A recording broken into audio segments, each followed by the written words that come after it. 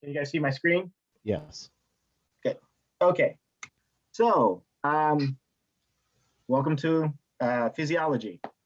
So usually physiology and anatomy kind of go hand in hand with each other, but we kind of divided the course. So there's an anatomy component and there's a physiology component. So we're going to be focusing primarily on the physiological aspects of things, but there are going to be certain things that you're going to need to know from anatomy.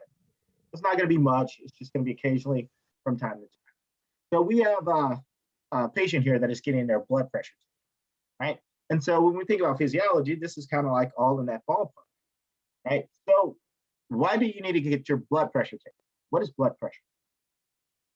And what happens if your blood pressure goes up? What's going on?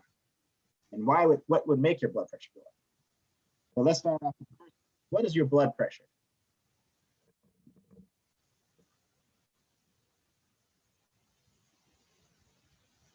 Blood pressure is the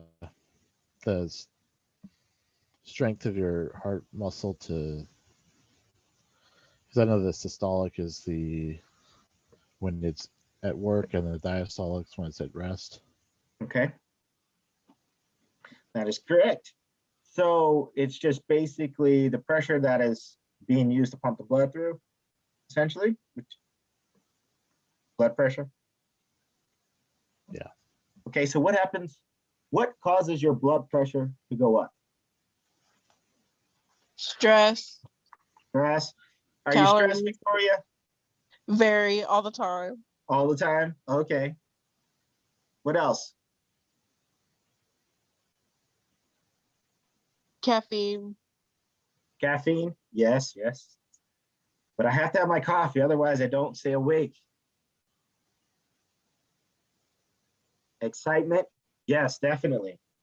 I always get a little excited, you know, my heart starts When pumping. you're scared or frightened, I guess. What was that? I heard somebody say fighting. I said scared, or when you're frightened and you're distressed, your blood pressure tends to go up.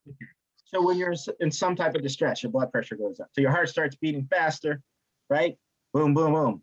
You're asking a girl out to date for the first time. Boom, boom, boom, boom, boom, boom, right? Blood pressure shoots up. True? So why does it do that?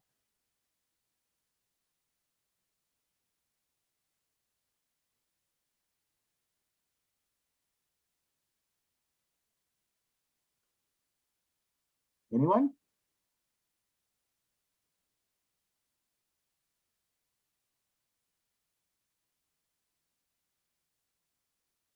So what happens if your blood pressure stays up?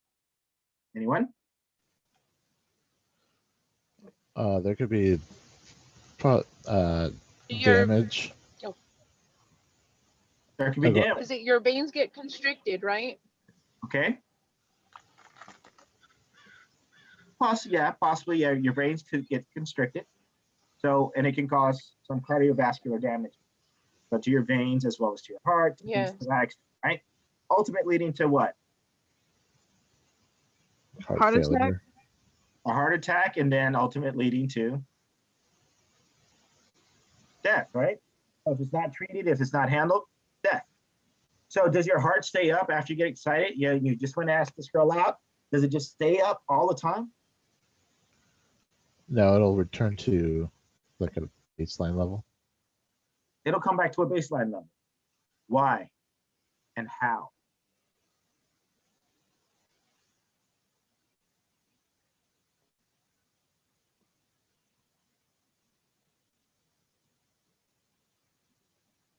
Why is it necessary? Well, we know why it's necessary for it to come back to baseline.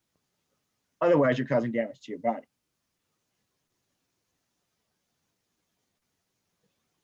Yeah, it doesn't. The chemical signals from the nervous system control. Yeah. Yeah. So you're getting signals from your brain. Your brain says, dude, you need to calm down. She's not that hot. Relax, right? So then you calm down.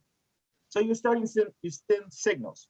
So, but in a sense, your body controls itself. It has a self form of regulation, right? So that you'd calm back down normally.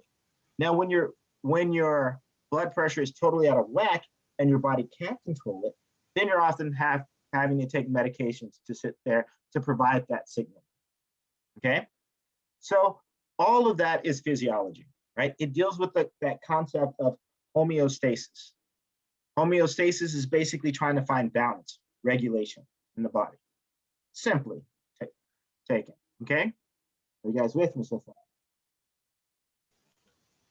Yes. Yeah, no, maybe?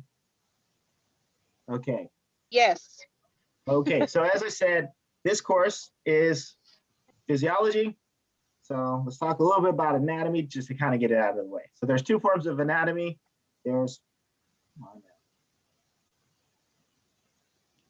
gross anatomy and there's microscopic anatomy. Gross anatomy is also called macroscopic anatomy. Gross anatomy is basically stuff that you can see with your eyes. So you can see the muscles, you can see the brains, you can see the whole structures, those big, large structures, right? So macro basically meaning what you can see with your eyes. Microscopic anatomy is things that you need a microscope to see. Micro meaning small. So that's like looking at the different cells. So those are the two major disciplines of anatomy. Again, we're going to be focusing on physiology. You're going to need to know a little bit of it, but you're not going to need to know every structure in the brain and every little structure there. We're going to be looking at how things are functioning. And so we're going to talk more general about the anatomy components of it, but we're going to get very specific on the physiology. And so when I need you guys to know certain terms, I'll let you know those, okay? And a lot of times those will be provided for you on the exams and stuff. Okay, so let's talk about the level of organization in the human body, or on all living things, essentially. So we have, at the very top of this pyramid, we have the chemical level, right? So here we're talking about the atoms. So we have the different atoms. So we can have the hydrogen atom or the oxygen atom and things to that extent, right? So a compound or a molecule is made up of atoms, right? So that's also still considered part of the chemical level, right? One of the most famous molecules in your body is water. You guys know how much water your body is composed of? Give me a Is ballpark. it like 70%. 90%? 90%. Oh, that's a lot. It's actually between 60 to 75%, depending on the individual that we're talking about. Me, it's more like 60 because I'm always dehydrated. That's why my eyes always look swollen, and I'm constantly peeing, really bright yellow pee, and my kidneys hurt every once in a while because I don't drink enough water. Yeah. So water is a big component of your body, right? So that means how much of it is left for other stuff? 60 to 70%. 60 to 75% is water. Come on, simple math. 35 to 40%. 35 to 40%, or 25 to 40% is going to be other, right? So Yes. makes sense, okay? So most of it water. Water plays a key component in keeping your body operating. It does several things, and we'll talk about some of those things and how it plays its part in terms of some of the metabolic processes, as well as flushing your system, as well as processing food. Okay. So the next level is, so we have the chemical level.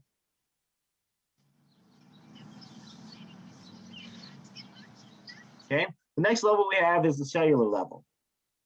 So the cellular level is basically just that. We're looking at cells. So it's the cell itself. And so the cell is kind of made up of various components. You guys remember your organelles from general bio?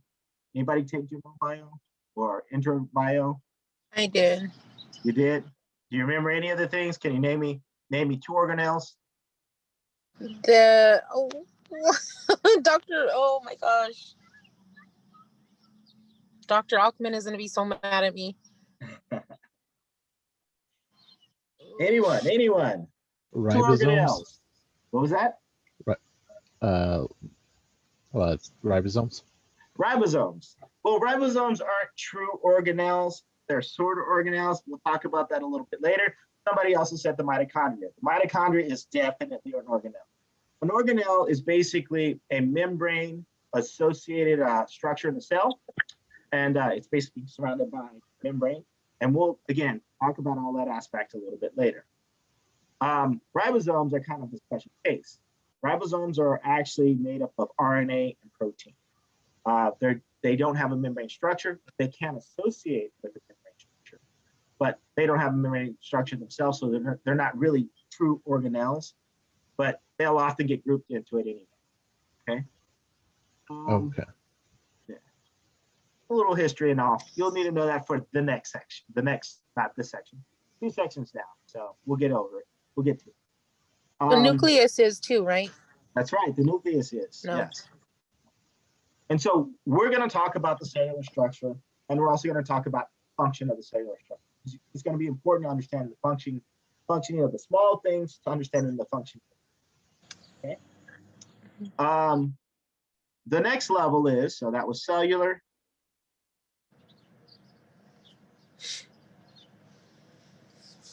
The next level is the tissue level, right? So cells come together to make tissue.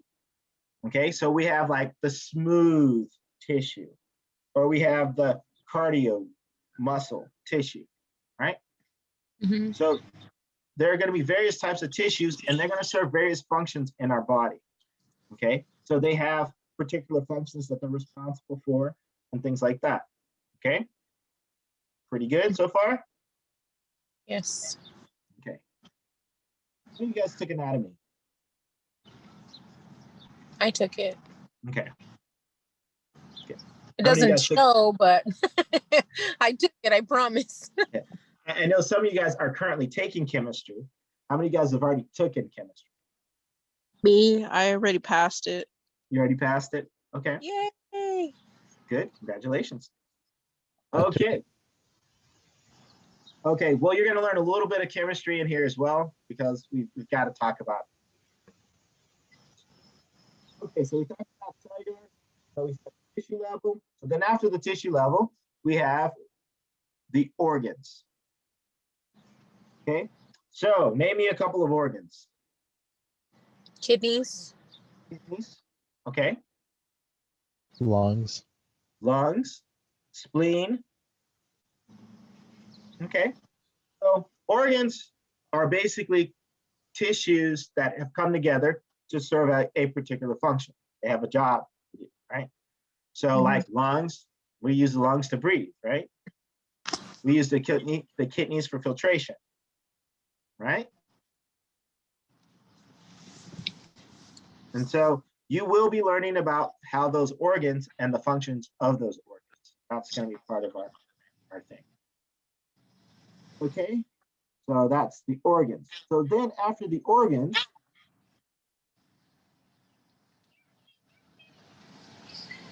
we have organ systems, right? So that's like the respiratory system, the urinary tract system. Okay, so in the case of your organ systems, those are basically organs that are working together to do what they need to do, right? So who would be part of the organ of the urinary tract system? The bladder. The bladder. Who else? Urethra. The kidneys. Right? Wouldn't your mouth be part of that too? Because you have to get stuff in to go out. Oh, yeah, yeah. Okay. So organ systems. And then after we get to organ systems, we have I can spell the organismal level, which is basically you, the human, or a fish, or a cow. And so basically the organ systems come together to make you who you are. Okay? Simple? No, but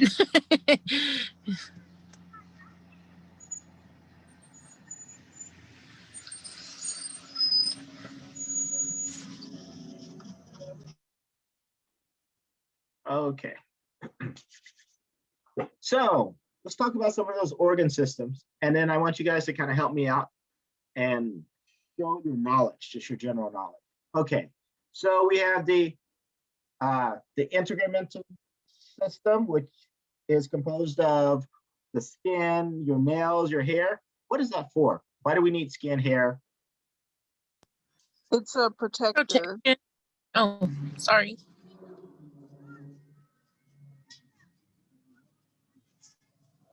Temperature regulation. Yeah, Protection. protection. Protection, yeah. In a sense, it does do some temperature regulation. Not its primary job, but a little bit, yeah. Okay, particularly Like the a hair, little right? filter. The hair, well, it serves as filters. Yes, that's true. Kind of protecting you from your pathogens. Pollen, yes, that's right. Hairs in our nose, that's what that's for, right? Okay. What Know about that there was a little perceived. Sorry, what go was ahead. that? No, go No, ahead. it's okay. No, Well, go I was ahead. gonna say I know that for a while people were like waxing like the inside of their nose, like taking the hair out. Yeah. Did you guys hear about that? And People are still doing it, yes.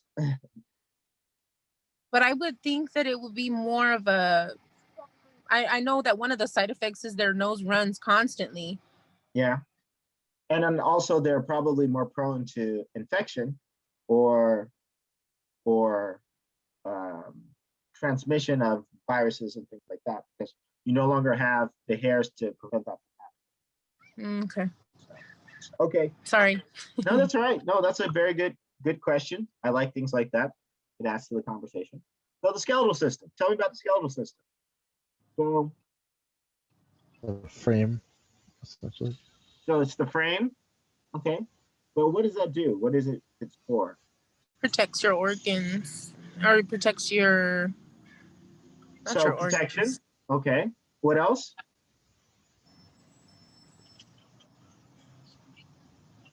Absorbs the calcium. I don't know. Well, I'm just throwing it out there. that's not its primary purpose, but it does absorb calcium, but there's more to it. What else? I mean, so you said the frame. Well, what do you mean by that? So what is it? Frame? Why do we use frames? To hold up your skin. Yeah, otherwise you'd be a big blob, right? Gumby. Yeah. So we use it as support for the body, right? Anything else?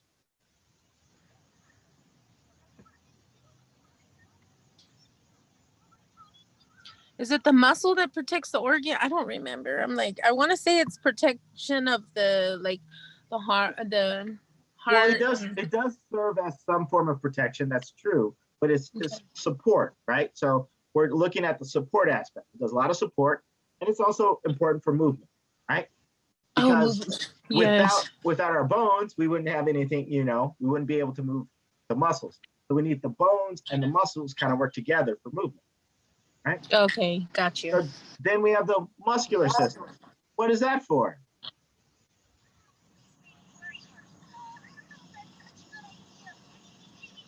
Movement. Good job.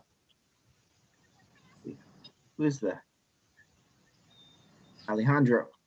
Yeah, so it's important for movement. Okay. And anything else? Is there anything else that the muscles do? What's the cushion for the I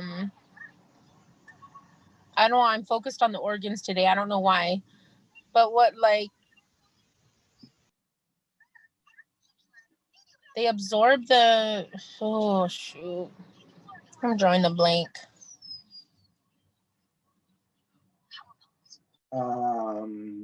Not sure where you're going with that, but they absorb what? So you're talking like your butt? Like your spleen, like you know how when you play football and you get hit, like your muscles, they protect, or is it what is it there you go. And so they have our heartbeat, right? Mm-hmm. So yeah, so in that a sense, again, movement, right? Because your heart beating is a movement, right? Your heart pumping, right? It's moving, it's contracting, expanding, contracting, expanding, movement. Okay. The other thing is they also help with temperature regulation. Yes. Like exertion when you're working out or you're playing sports. The nervous system.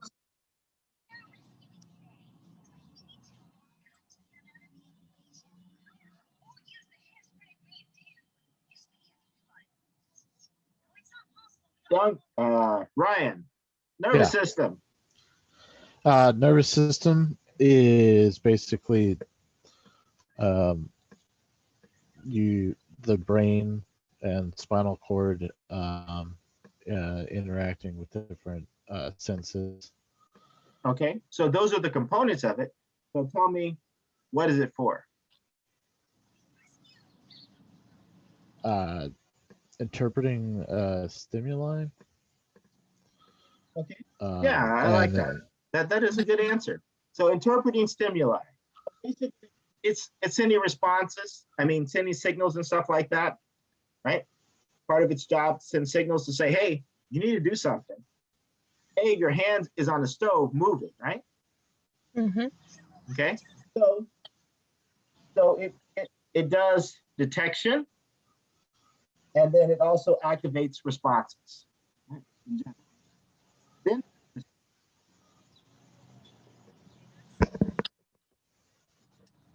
now, endocrine system.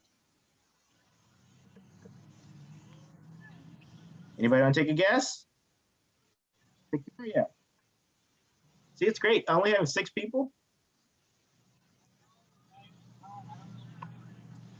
2 of which have already taken the class. The endocrine system, you want to know like what is its function? To regulate your hormones or? So it's for the production of hormones and secretion of hormones. Okay. And then like your thyroid? Yeah. And so what does those hormones do? They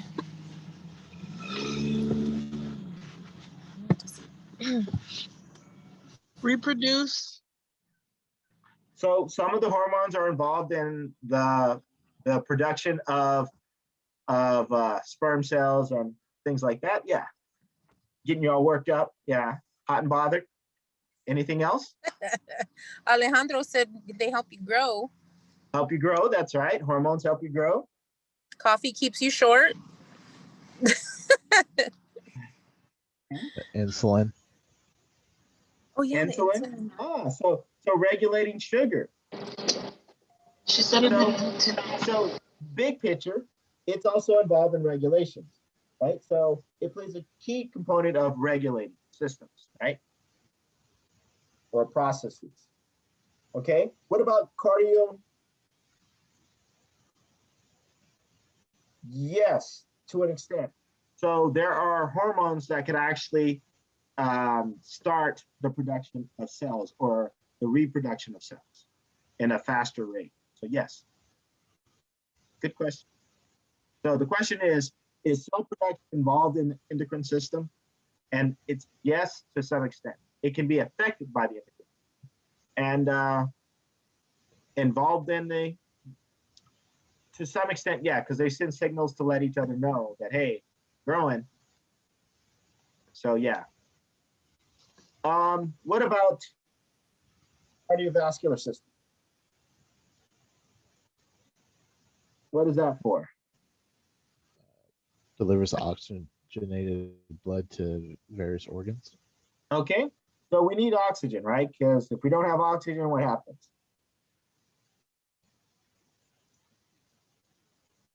We die. We die. Thank you. So if we don't have oxygen, we die, right? So we need oxygen, and that means that every organ in our body also needs that oxygen. So blood basically delivers oxygen to all of our body. What else does the blood do?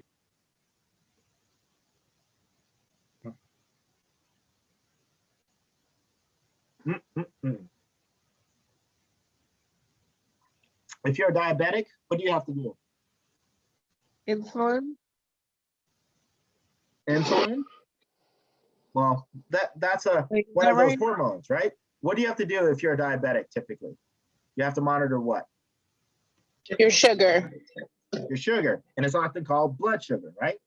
So Yeah, your why would blood be in your sugar? I mean, why would sugar be in your blood? why would sugar Be in your blood instead of your cup? Because it's a nutrient. That is correct. So the blood also provides food to your organs. Oh yeah. Yeah. So what else does it do? Where are all of those hormones traveling? How are they traveling? Is there a special track that they travel on? They travel through the blood. A lot of them travel through the blood. Not all of them, but a lot of them do, right? So, so the blood is also responsible for that. It's for getting things, those signals to the right places as well too. Okay. So there's one other thing that the blood does. Does anybody work on cars? I do. You do? What is Yeah. antifreeze for?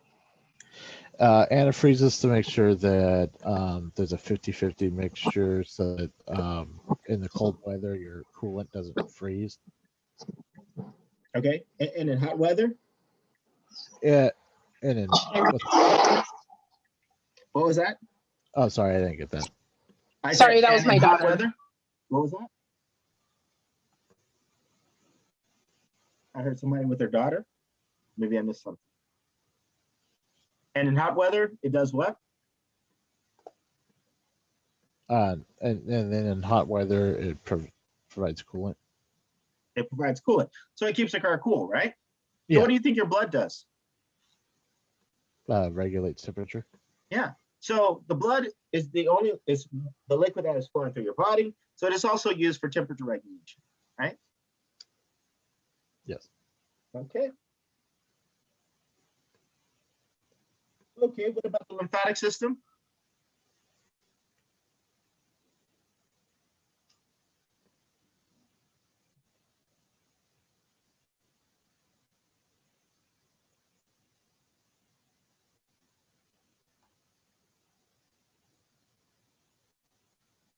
You heard of lymph nodes?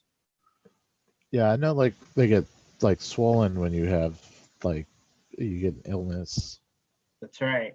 So defense against pathogens or infection. Yeah, so exactly. So they're used to sit there and defend against you getting sick. The other thing is that it also helps return blood to your fluids. Fluids to the blood.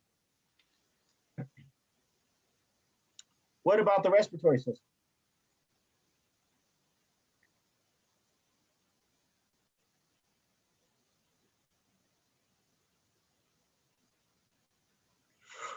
Oh, oxygen to blood and to the brain.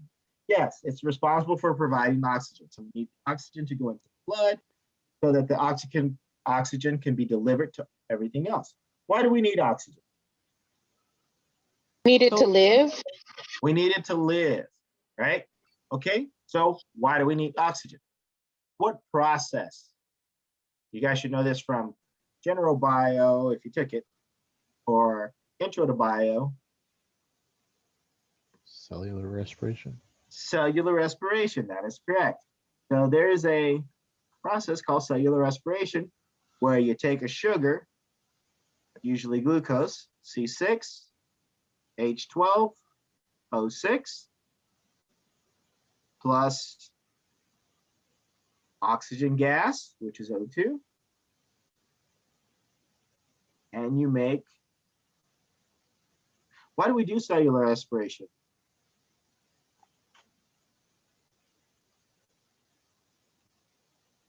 Anyone? What is the significance?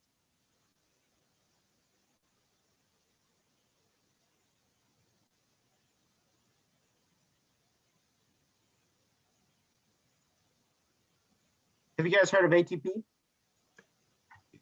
Yeah, it's like energy. Energy, right? Cellular energy, right? So sugar with 6 oxygens will make 6 waters, 6 carbon dioxides, and approximately 32 ATP. Okay, ATP, each ATP is an energy molecule. Okay, so in the bonds of sugar, you have energy stored up. So it's important that you guys breathe so that you can process that sugar. So how many of you guys during Thanksgiving eat a lot or celebrate? How many of you guys celebrate Thanksgiving? Me. You? Anybody else? Yeah, I do. Okay. Do you guys, are you gluttons at that point and you just eat everything in sight? Usually, yes. Go back for seconds and thirds, and then afterwards your belly's all out and everything. You got your belt undone, and you're, taking those really deep breaths, right? So that's cellular respiration. So you're taking those deep breaths to get that oxygen in there to break down all of the sugar that your body's provided from all the food that you ate. And then at the end of the day, after you're done, you're breathing out that carbon dioxide, and eventually you got to go tinkle, right? Got to go pee. So some of that water is being released in that process. And that whole time, you're also saving up that ATP so that you can actually use it for later on. Okay? Or you save up the rest of it as fat, one or the other. Okay? So cellular respiration is a component of respiration. But at the cellular level, this is what's happening. At the big level, you're taking in oxygen and you're breathing out carbon dioxide. Is that correct?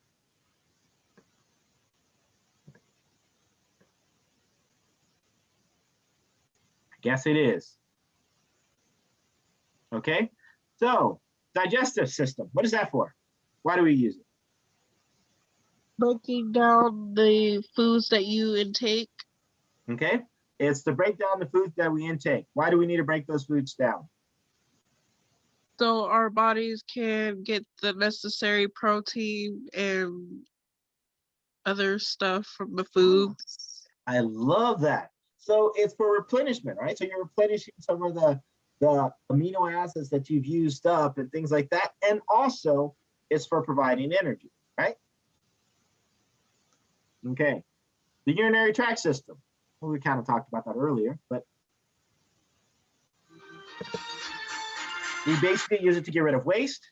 We also use it to control our water intake and the water balance in our body, right? Things have to come in, things have to come out, right? What about the reproductive system?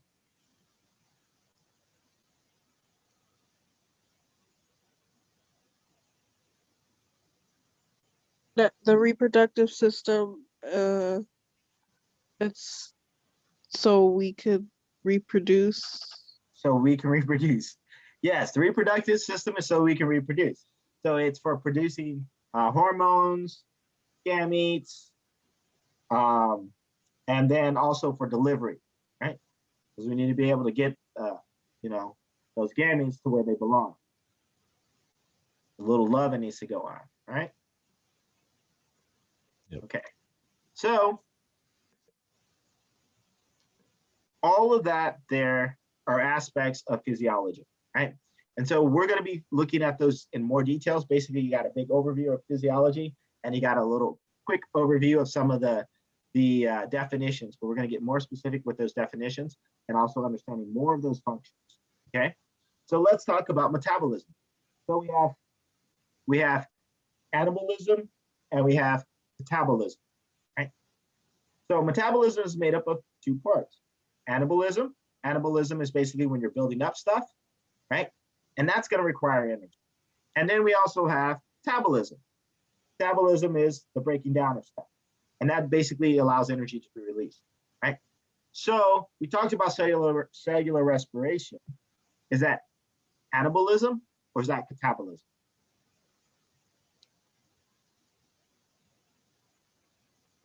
Is it anabolism?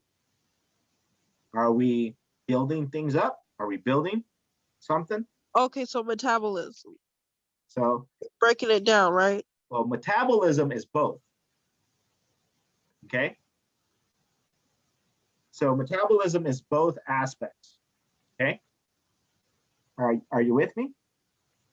Yes. Yes. Yeah. Okay. And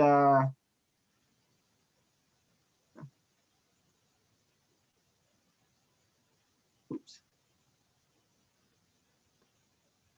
So have you guys heard of photosynthesis? Anyone? Yes. Boy, this is a rough crowd. So photosynthesis is just the opposite of cellular respiration. It's where we have carbon dioxide plus water plus light energy.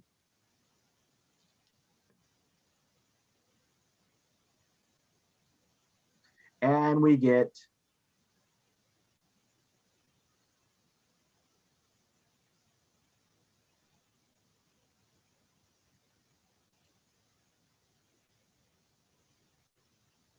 sugar and water. The plants do this, right? And this is part of the plant's metabolism. So is this metabolism or is this anabolism?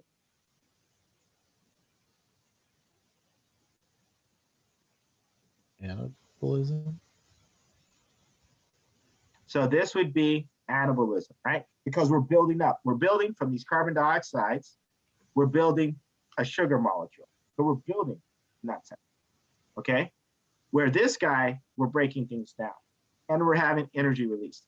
Here, to build, it requires energy. So you have to put energy into the system, right? And so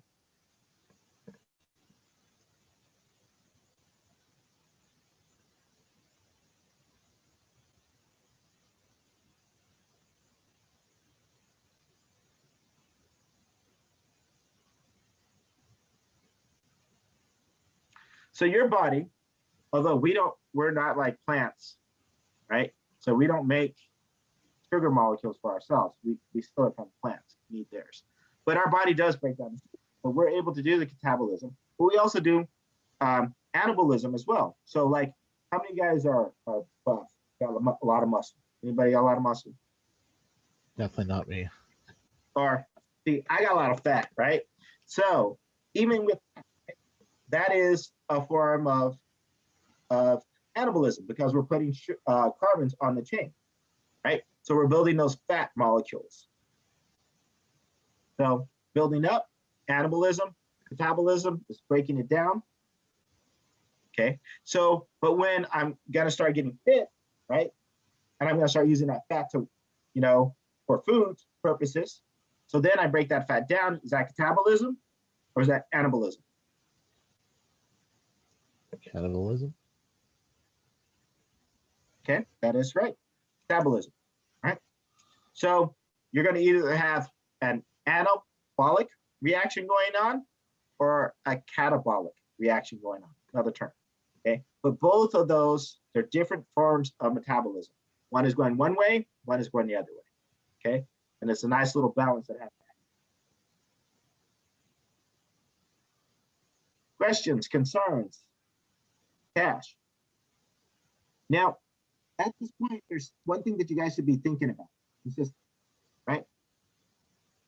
I said that word, I think, earlier, homeostasis. Homeostasis basically meaning balance. If you look at a lot of things, we're trying to get balance or control, right? So there are going to be processes of balance. Metabolism is a process of balance. You have one going where you're building and one where you're breaking down. It has to have some type of balance to be working. Okay, so we have these marathon runners. Now, let's talk about this. What's happening to these marathon runners, right? They're out, they're going, right? So what's going on with their body?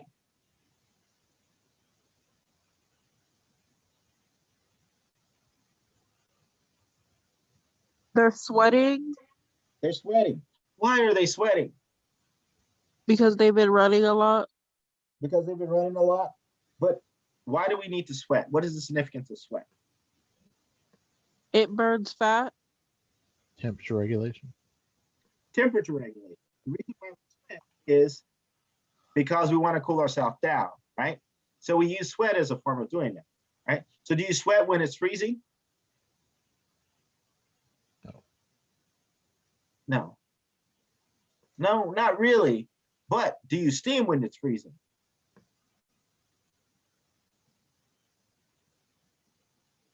So yeah, he says you shiver to heat up, right?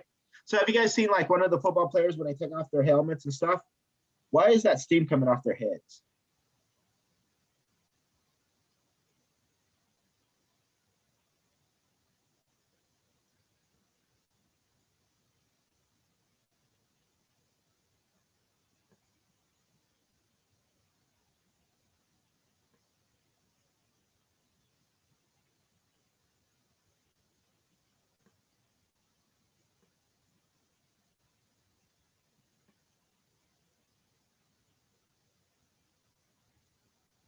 Okay, so Alejandro says your body heats up to try to counter that.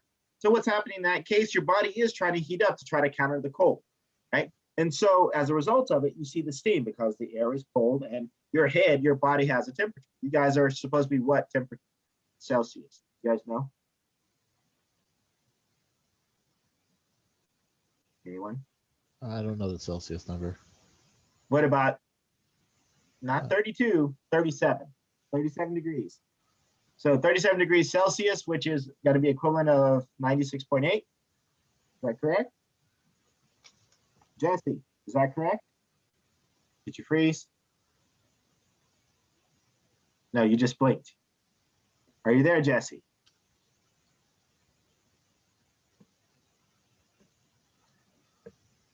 That is correct, yes. 32 is around, it's pretty low, yeah. Okay, so 36 degrees is the normal temperature for our bodies, okay, and Celsius. Okay, so we talked about sweat. What else is going on? What else are they doing right now if they're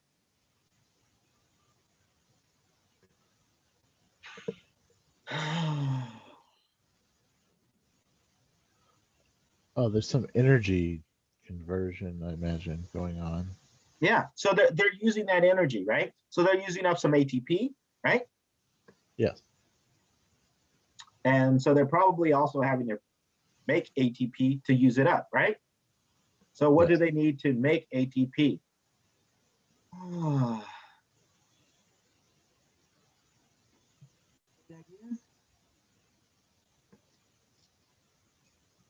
I don't know how hard. Breathe. Yes, exactly. You need to breathe in oxygen. Why do you need to breathe in oxygen if you're a runner? What happens if you don't breathe in oxygen? How many of you guys went to like play sports? How many of you guys played? Anybody play sports? Yeah, I played tennis. You play tennis? Cool. Yeah. I play tennis too. So did you guys have summer boot camps? Or boot camps for tennis? Because usually tennis we did it. So Yeah, I'm thinking like before I started playing in for the high school team, we had boot camps. okay. So do you remember that very first day of boot camp where you didn't do anything at all and then like you hadn't done anything for a while? And you come back that very first day and the coach is like, okay, so we're going to run back and forth to the net to kind of get your legs moving and stuff like that. And then we're going to have you guys do this and do this and do this. And by the end of it, you're like, what the hell did I just do? Right? Your legs Yeah. are sore. Yeah. At the end of the day, your arms are hurting from all of the, constantly serving, right? Yes. So why? Why are you hurting? Why are you sore? Is it lactic acid? Because you're building up lactic acid. So it is the production of lactic acid. Also, one of the other reasons why you would get sore is the lack of oxygen, right? So have you heard, well, when you start cramping or when you're struggling a little bit, they tell you, put your arms above your head to try to get the oxygen in. Why are you trying to get oxygen in?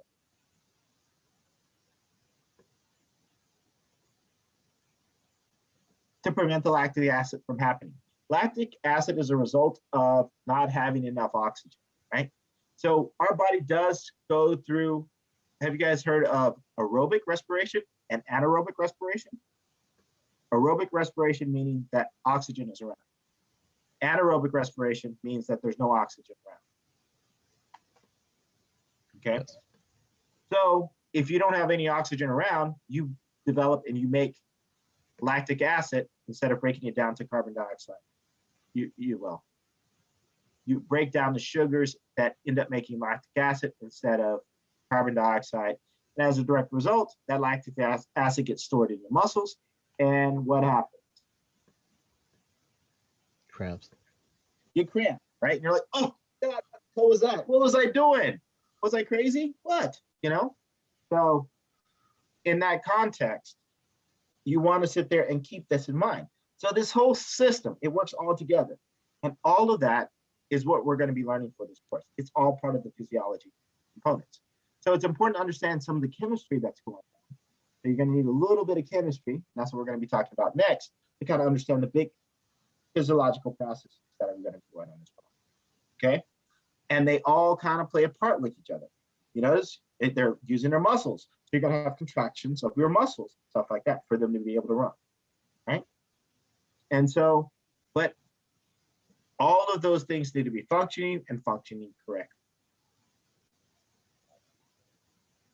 Okay, so our body is adaptable, right? So we can adapt to extreme heat to some extent, but there are limitations. So why do you think they're wearing those white turbans and the white outfits? Why aren't they wearing black suits? Doesn't white reflect the sun? That's right. White reflects the sun. That is correct. And so as a result of it, it helps them to keep cool, in addition to their body helping themselves keep cool. So their body's doing the best it can, but sometimes our body needs a little bit of help and a little common sense, right? So common sense says, don't be out in the sun when it's extremely hot unless you have something to cover you, which I had to learn the hard way when I was working in the field as a kid. So our body can also make adjustments to harsh conditions to an extent, right? So let's say you guys go ahead and you climb Mount Everest. So Mount Everest, we know it's really high. It has a very high altitude. Because it's a high altitude, do we expect the oxygen levels to be higher or lower than they normally are at sea level or at normal levels? Lower, right? So then when we're climbing up there, you're like, why are you breathing so hard? To try and compensate for the. That's right. Our body's adapting, right? It's trying to compensate for the fact that there's so little oxygen. So we're trying to take in as much as we can, right? And if we don't take it in, then we're going to need a breathing apparatus to help us do it, or we're going to pass out, one or the other, right? Yes. So these processes are regulated by feedback loops. One such feedback loop is called a negative feedback loop. So a negative feedback loop, we basically have a stimulus. That stimulus is recognized by the sensor.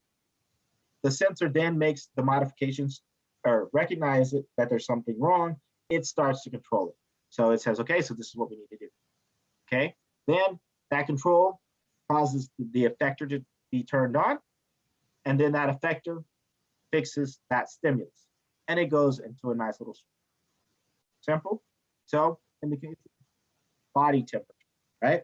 So if our body temperature is greater than 37 degrees Celsius, which is your normal temperature, then your nerve cells in the skin and in the brain says, hey, wait a minute, something else going on here, right? It's a little hot. So then our temperature regulatory center in the brain says, okay, we're going to send a signal to the sweat glands to cool us off, right? So it sends the signals to the sweat gland gets those signals and says, okay, let me cool us off. So we start sweating, right? And then as a result, our body cools down, gets back down to where it needs to be. Okay, so that is considered to be a negative feedback. Okay. So, And again, the goal of the feedback loop is to get you back to normal, get you back to being balanced, or get you back to homeostasis. Okay? Yeah, where's my pen?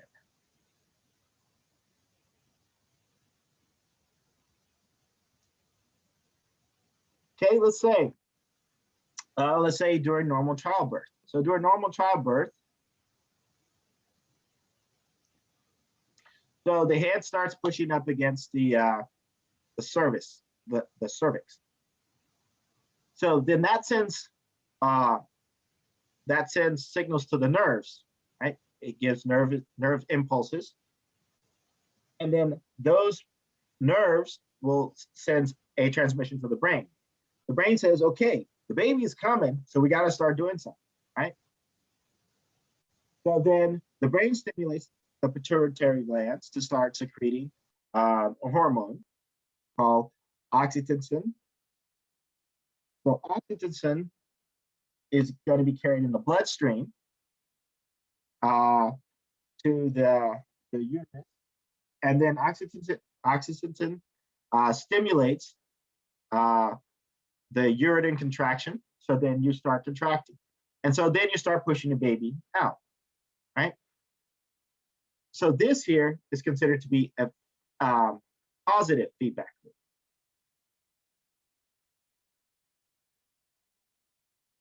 Okay, so in the case of a positive feedback loop, you're not going to return back to homeostasis, right? So you're going to change the status of the body. You're going to push out the baby, okay? So in this case, what happens if the mother is low in the hormone? She's not producing enough of our hormone. What's going to happen? Slow down the. So if it's only a little, it could slow down the contraction, right? Slow down the contractions and make you. Okay, so if we remove the hormones, or say she's deficient in the hormones completely, meaning that it doesn't exist, what is she going to do then? Is she going to be able to have the baby? Is she going to go through the contractions? What was it again? I'm sorry. The hormone. So if she's totally deficient in the hormone, is she going to be able to have the baby? No. No. So what are they going to have to do in that case? C-section. So they're going to either to do a C-section, or what is the other possibility? Induce. They can induce, right? So what do you think they're going to induce with? Pitocin. So, Sorry. or, I have 14. So she obviously knows, right? So Pitocin is a synthetic derivative of the oxytocin. Okay. Oh. Okay. It hurts like hell. Okay. So in that case, then we would induce with the hormone to sit there and cause the contractions to happen. Okay. Questions, concerns, cash? Good. No cash? God, you guys are okay. So this has to do with anatomy. Again, I'll do a quick reminder. I am not going to test you guys on atomic features or atomic structures. That's the anatomy class. The only time that we'll talk about those is when it pertains to certain functions. And so right now, we're not going to go over this component.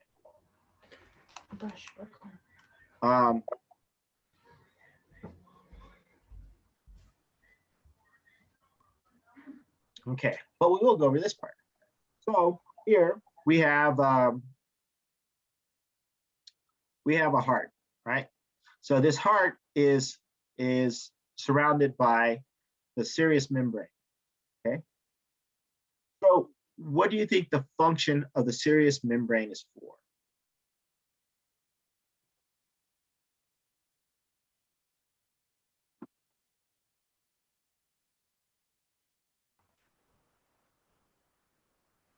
The function of the.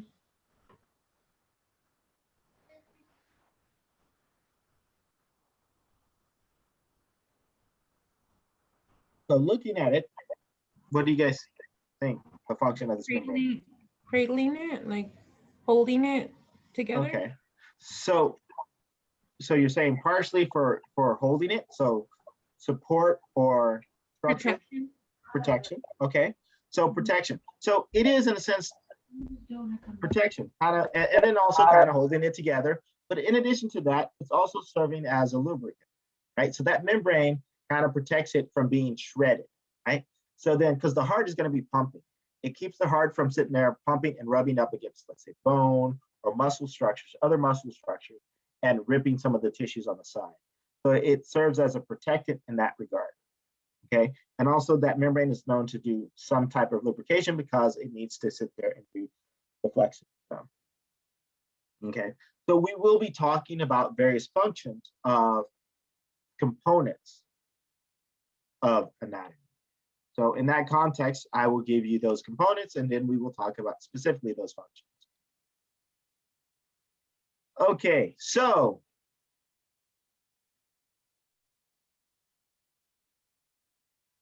often we're going to need to understand how aspects of medicine or medical imagery helps us understanding the function of various organs or systems in our body, right? So like, for instance, we often will use the x-ray to determine whether or not we have a fracture in our bone, to see if our finger is functioning or capable of functioning, and that dysfunction is a result of a break or a fracture. So we also will use various other medical imagery systems to sit there and determine whether or not, let's say, we have a tumor in our brain and our brain is able to function the way it's supposed to. Or if we're pregnant with children, or if we're having issues with digestion or metabolism, right? So various instruments are going to be useful for us to understand the physiological aspect and whether or not these our organs and our organ systems are behaving the way that they're supposed to be behaving. Okay, and so we're going to be talking about that aspect and how technology is integrated into physiology. Are there any questions? Good. Okay, so move on to the next chapter. So I forgot to tell you guys this, but I'll tell you now. So you guys you need to read chapters 1 and chapters 2. And like I said, you're going to have an assignment, a reading assignment. So there's going to be a couple of questions and stuff like that, and also a reading quiz, chapter quiz. So can you see my screen? Yes. Okay, so this is a model of DNA, of human DNA. So human DNA is a double helix, right? It is made up of carbon, hydrogen, oxygen, and nitrogen. And, oh, I forgot phosphorus. Forgot that for the other class. So remind me, I forgot to tell them phosphorus. So it is made up of those 4 elements, right? So there are going to be aspects of chemistry that you guys need to understand. So we're going to talk a little bit about chemistry and the elements that are responsible for making up biological material, as well as those structures. So you need to be familiar with those structures and also their purposes in the body, okay? So your body is made up of these elements primarily. So these are the major elements that you have in your body. So you have oxygen, you have carbon, you have hydrogen, you have nitrogen, you have calcium, you have phosphorus, you have potassium, you have sulfur, you have sodium, you have chlorine, and you have magnesium. So those are the ones that make up the bulk, the biggest percentage. So for instance, if you look on the table, which one has the biggest percent? Oxygen. Oxygen. So oxygen is making up the biggest part of it. And that kind of makes sense because what are we breathing in? We're breathing oxygen gas. Well, water is also made of H2O. Let's see. DNA. DNA has a lot of oxygen in it. Oh, all sugars have oxygen in it. Wow. So oxygen makes up a huge component. The next biggest thing is carbon, right? Carbon is considered the center of life. We're going to talk about that a little bit later. We also have hydrogen, we have nitrogen, right? So those are your four, biggest ones right there. And then all the other ones are significantly lower than that. We also have what we call trace elements. Trace elements are elements that are very little in your body. You only have a little bit of them. So those are like your boron, your chromium, your cobalt, your copper. Those guys are going to have less than 1%, significantly less than 1%. And that's why they're considered to be trace. And it actually should be 0.1% in most cases. They're all going to be much lower. Okay? Questions, concerns, Cash? So, how many of you guys have had chemistry? I've had I it. have. I had it. Okay, so this should be easy. So I don't need to sit there. I don't have to talk about the periodic table. You guys understand how to read the periodic table? Yes. That's great. Okay, so we'll see. We're going to test that out. Let me see. If I can get my screen to behave. Okay, so here's my periodic table. What's going on here? Okay, periodic table here, right?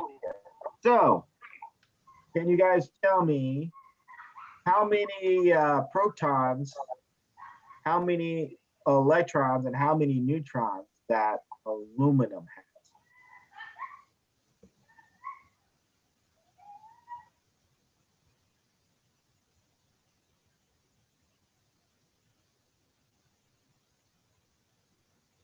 Anyone?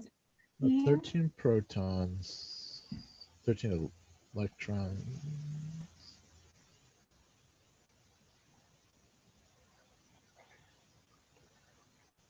You said 13, 13, and 13? You want to put money on that? Alejandro?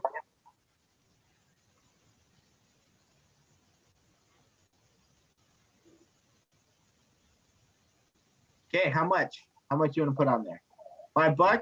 Okay, $5. that's a bet. All right. Okay. Okay, so Fake. let's talk about it. So let me tell you the way that you would determine it. So first of all, we have what we call the atomic number. I said aluminum. Yes, I did. This number here represents the atomic number. The atomic number is always going to be the number of protons that you have in that element. So you're right when you said 13 protons. Protons are positively charged, and every element has a total neutral charge. So if protons are positively charged, we also have what we call electrons, which are negatively charged.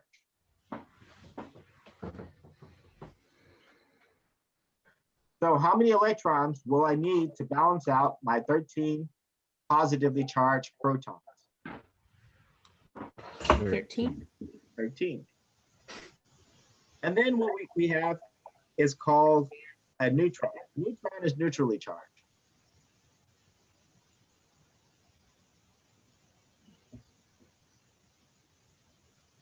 The way that we determine our number of neutrons is that we take what we call the mass number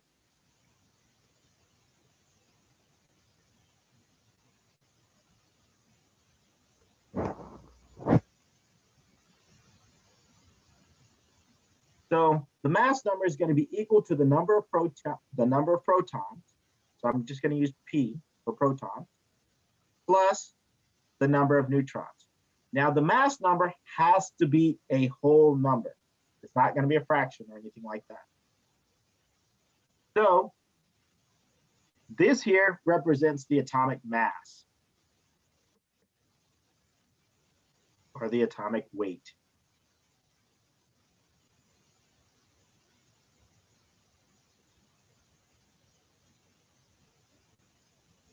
So the atomic mass here is 26.982.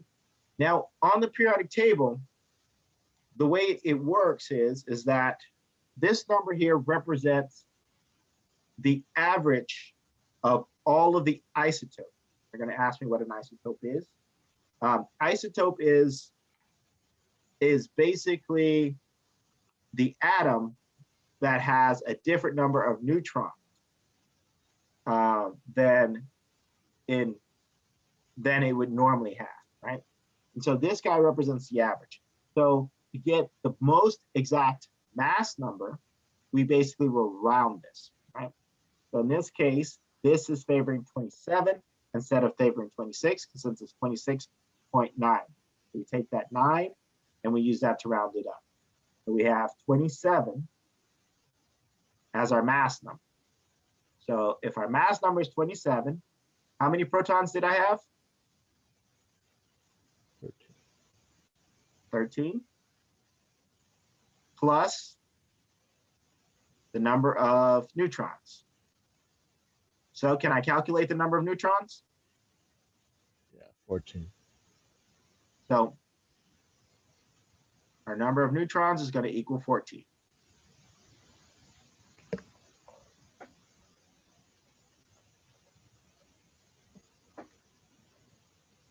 Okay, you got it?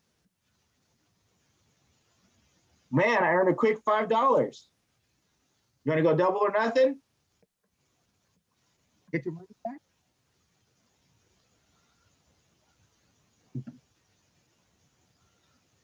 Okay, simple, not too hard.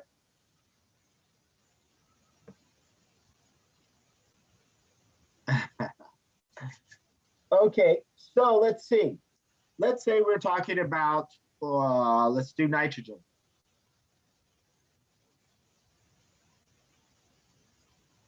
Nitrogen, the symbol for nitrogen is N. So how many protons does nitrogen have? 7.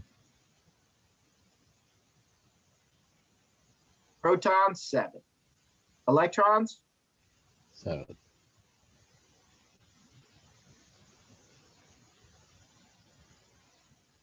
Neutrons? 7.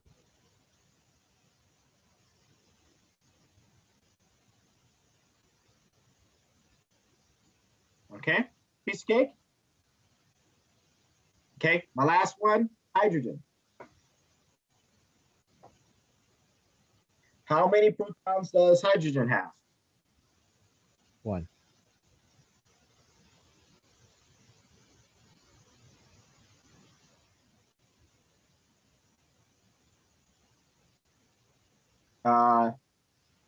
Electrons? 1.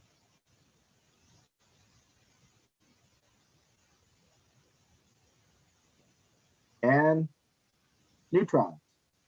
0. That I was going to get you on that.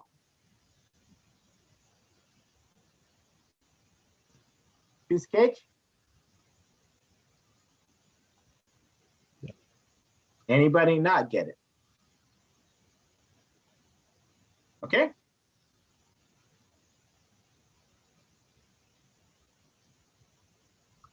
So let me go back to my lecture.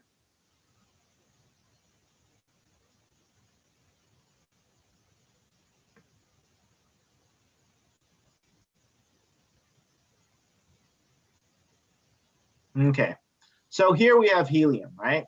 So this is the structure of an atom, essentially, right? So here in the middle, we have what we call the nucleus. So this nucleus is going to be, orbiting by the electrons. So the electrons are going to orbit the nucleus. In the nucleus, we have our protons and our neutrons. So that's what's represented here. And in reality, these electrons are forming what we call the electron cloud. So it's kind of like electrons just moving around in a circle around that nucleus to form this cloud structure. Okay. And so you have 2 electrons that are going to be making up this orbit around that nucleus. Okay. Questions, concerns, Ash? Okay, good. So an isotope, as I said, an isotope differs by the number of neutrons. So if the neutrons are changing in terms of the isotope, what else is also going to be changing? Atomic weight. The atomic weight, exactly. So here we have 3 isotopes of hydrogen. So the first isotope is called protium. Protium has 1 proton, 1 electron. This represents the electron. This blue guy is our proton. So if we calculate its atomic mass or its atomic weight or its mass number, what would be the mass number of protium?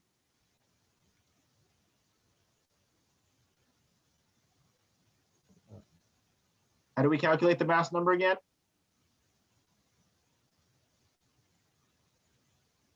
Anyone?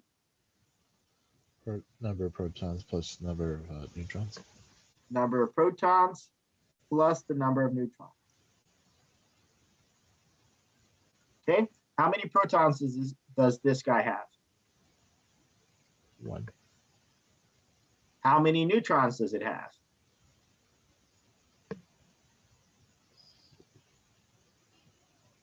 0. That's correct. Okay, so then that means our mass number is 1. Okay, so this here tells us what that mass number is. That's why we use it.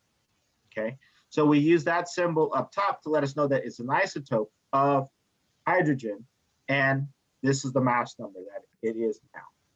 Okay, now what about this guy, deuterium? What is this? What is its mass number? 2. So this represents a neutron. This is our neutron. This is our proton, and this is our electron. 2. 2 or 3? So we have 1 plus 1. Oh, 1 plus 1 is what? 2. Nobody knows what 1 plus 1 is? Boy, we're in trouble. 2. 2, okay? So then the mass number is 2. So that tells us that this guy weighs 2. And this guy has, tritium has 2 neutrons and 1 proton.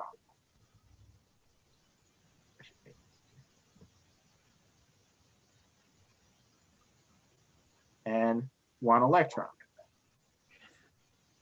Okay, so what it would be the mass number for this guy? 3. Okay, piece of cake? Nope. So you're asking me, why the hell do I need to learn this stuff, right? So in terms of working with biological